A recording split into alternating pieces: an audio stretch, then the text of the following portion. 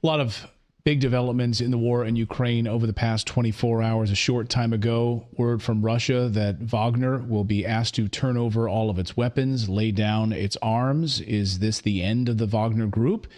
We also hear from Russian authorities. They've dropped charges against Prigozhin, the mercenary leader who led this quote-unquote coup over the weekend. And German state media over the past 24 hours claiming peace talks could begin as early as next month, that global leaders met secretly in Copenhagen and they're on board with peace talks. So to make sense of all of this, former UN Weapons Inspector Scott Ritter joins us now. Scott, thanks for coming back to the show. Let's, I guess, start with Prigozhin and this news of Wagner. Are they done? Wagner, as a private military contractor capable of fielding a conventional military force, is finished. It's done. It's over. And it seemed, we saw videos of Russians apparently arm in arm with Wagner forces. There was a lot of apparent celebration. The West was saying, wow, he was greeted with open arms, Prigozhin. I saw a number of CNN headlines saying that it was a hero's welcome for Prigozhin when he went into Rostov-on-Don. And now charges are dropped against Prigozhin. So will he be prosecuted in any way? Is he going to live out his days in Belarus? And what do you make of this Western narrative of sort of a hero's welcome for him? Well, let's start with the hero's welcome. Rostov is a city of 1 million people. Count the number of civilians you saw in the square welcoming Wagner. First of all, the vast majority of the civilians there were there out of curiosity. When Wagner first approached, there were no cheers.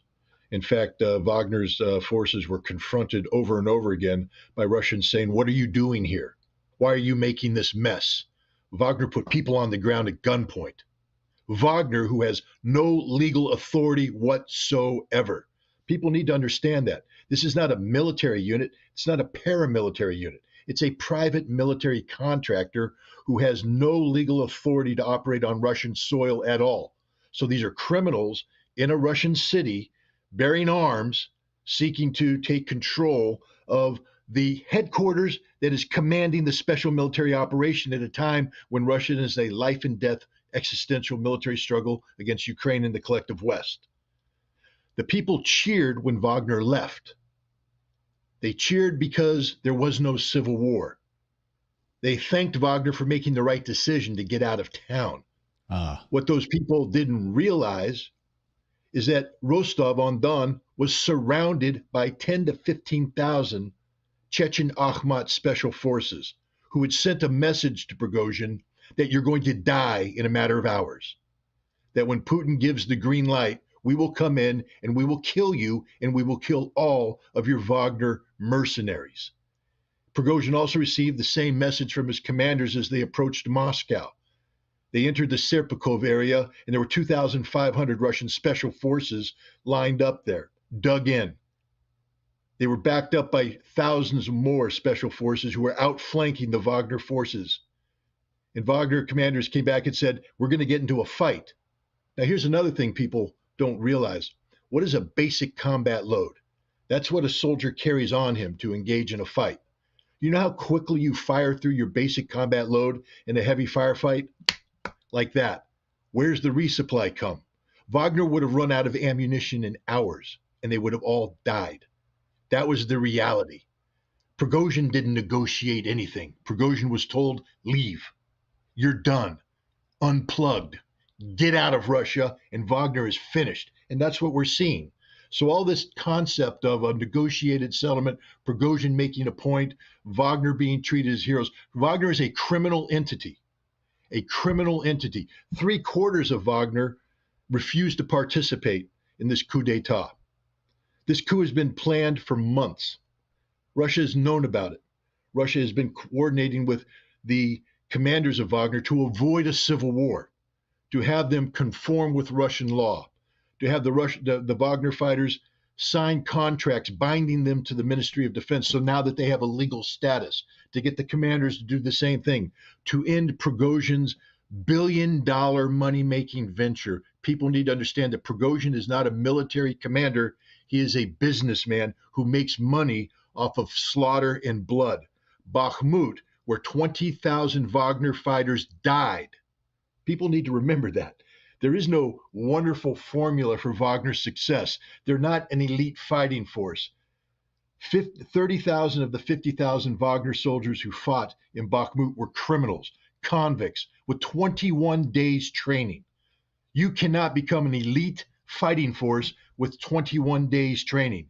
You were given 21 days training, basic small arms knowledge, basic maneuver, and told, advance or die. That was it. If you survive, your conviction is swiped clean. These were fanatics who fought aggressively, but they're not elite. 20,000 of them died. These units suffered 60% casualties, and Prigozhin's lecturing people saying, we gave you a case study of how you should have advanced through. Prigozhin knows nothing of war. Again, he has no military experience whatsoever. Every operational and tactical decision is made by his commander's council, and this commander's council signed off on tactics that caused shock units to lose 60% casualties, 20,000 dead, and he's saying that the Russians are slaughtering their troops. If the Russian Ministry of Defense followed the Prigozhin model, 300,000 Russians would be dead, and they still would have only advanced a few kilometers. Prigozhin is insane, and that's what people need to understand. Wagner, they fought bravely, they fought heroically, but to call Wagner elite, no elite unit suffers 60% casualties. That's not elite. That's fanatical. And here's the other important thing. The Russian military did not want to fight the Battle of Bakhmut. Prigozhin entered that battle because he was in a very difficult situation. Russian law does not permit a private military army, which is what Wagner had become. It can't operate on Russian soil. So they were going to pause the battlefield, pull Wagner out, and reconcile this legality issue. Prigozhin realized the second they did that, he would lose his billion-dollar business.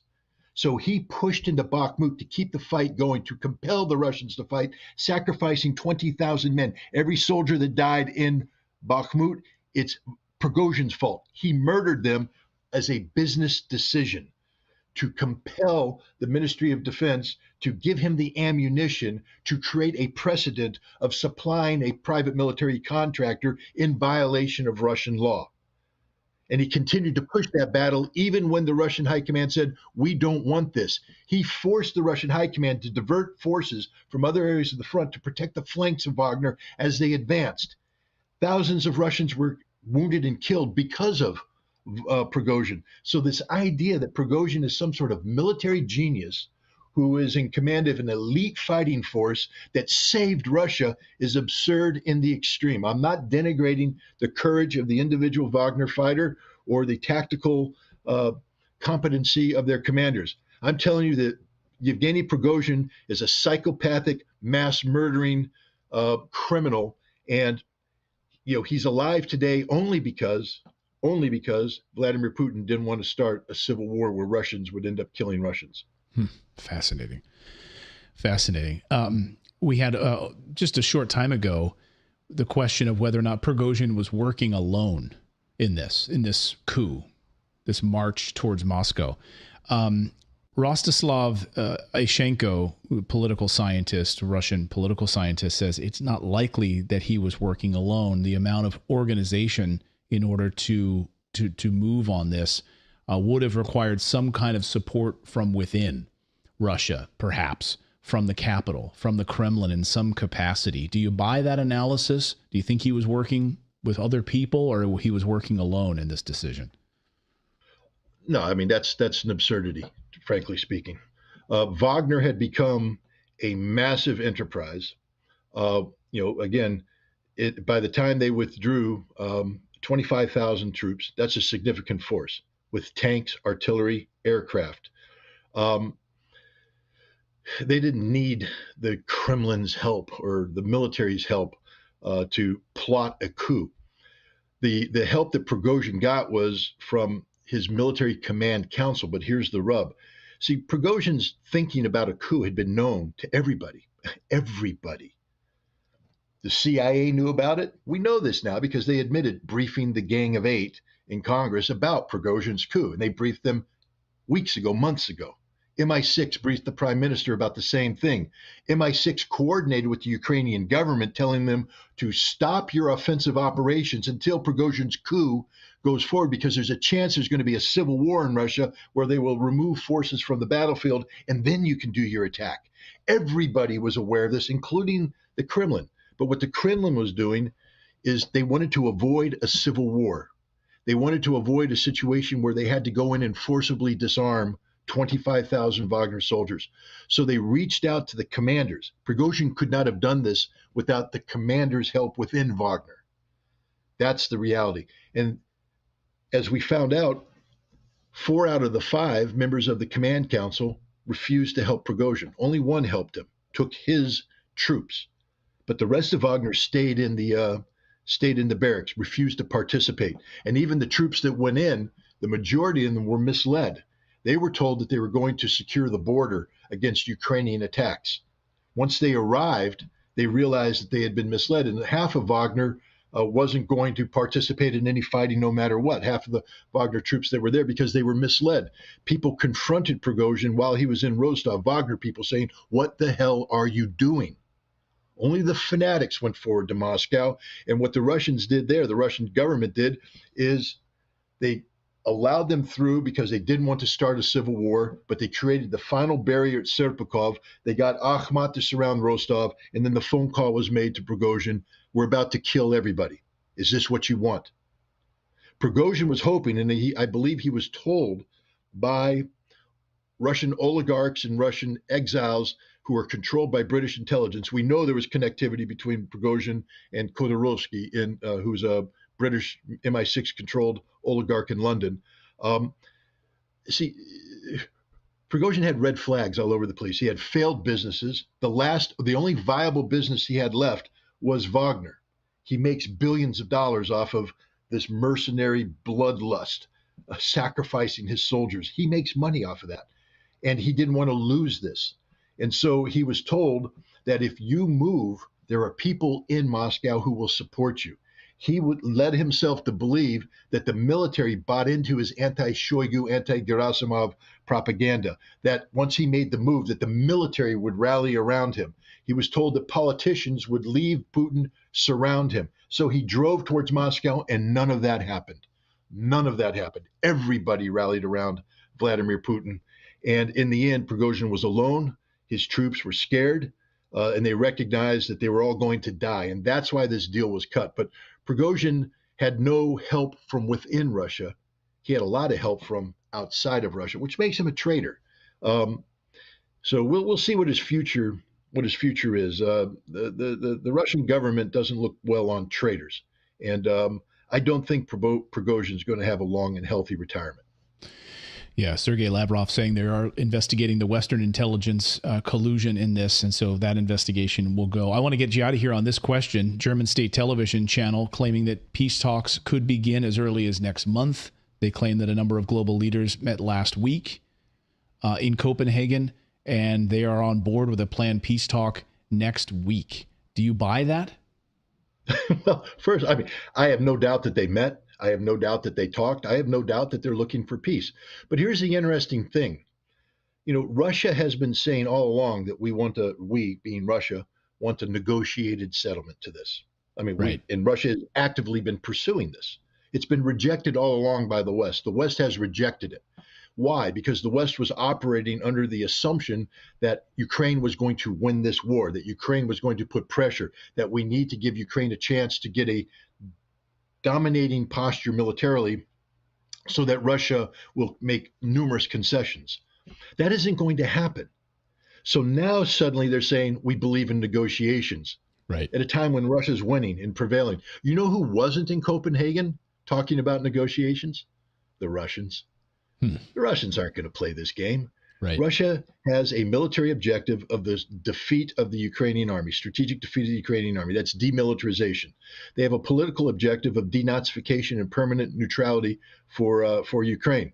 And the only negotiation is when Ukraine agrees to all these terms. So until which time the Copenhagen group are willing to say Russia has won the war and Ukraine must concede all of this, they're just talking to themselves. It's literally a self-licking ice cream cone where all these people sit around and enjoy their own company. But Russia wasn't there, and Russia is the only vote that counts at this point in time, the only vote, because they have thrown away any leverage they might have had with Russia a long time ago by insisting on pursuing this war. Now that they've doubled in, they put all their chips in, Russia's mobilized, Russia's ready to win. They want to negotiate away Russia's victory. Russia will never go for this.